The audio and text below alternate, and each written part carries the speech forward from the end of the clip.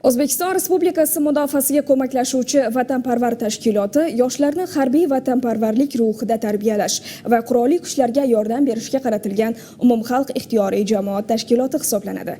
Bayram munosabati bilan tashkilotning Andijon viloyati Marhamat tumani o'quv sport texnika markazining o'quv avtodromi foydalanishga topshirildi. O'zbekiston mudofaasiga ko'maklashuvchi vatanparvar tashkiloti tasarrufida Marhamat tumanida barpo etilgan eng zamonaviy talablarga javob beradigan yangi avtomobillar sinov maydonining tantanali ochilish marosimi bo'lib o'tdi. Tadbirda vatanparvar tashkiloti markaziy kengash raisi, Marhamat tumani hokimligi mas'ullari, mahalla faollari, nuroniylar va keng jamoatchilik vakillari ishtirok etdilar.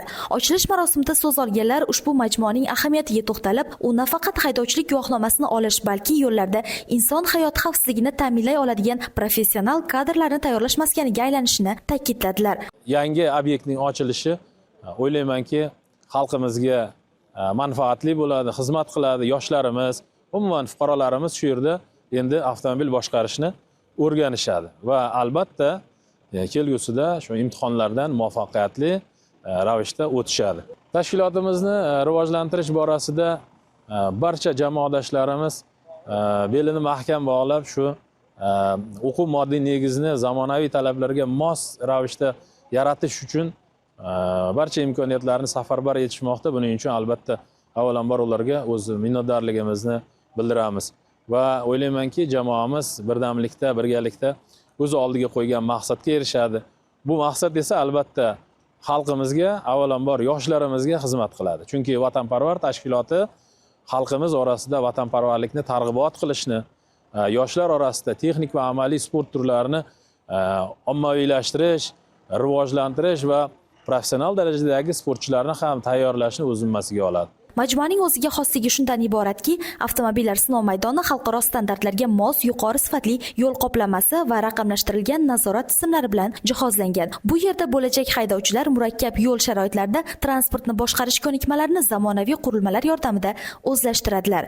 Shuningdek, tadbir davomida bir guruh faollarga faxriy yorliq hamda o'quv mashq avtomobillari kalitlari topshirildi. Mudofaaga ko'maklashuvchi vatanparvar tashkilot tomonidan har yili an'anaviy tarzda o'tkazib kelinadigan Shunqorlar sport musobaqasining o'tgan yilgi bosqichida mutlaq g'oliblikni qo'lga kiritgan Marhamat tuman Ikkinchi son politexnikumi Temurbeklar jamoasi ham mutasaddilar e'tiboridan chetda qolmadi. Vatanparvar tashkiloti markaziy kengashi raisi tomonidan o'quvchilarga esdalik sovg'alari topshirildi. Vatanparvar tashkilotida yana bir avtodromimiz, tashkilotga qarashli avtodromimiz ochilish marosimi bo'lib o'tyapti.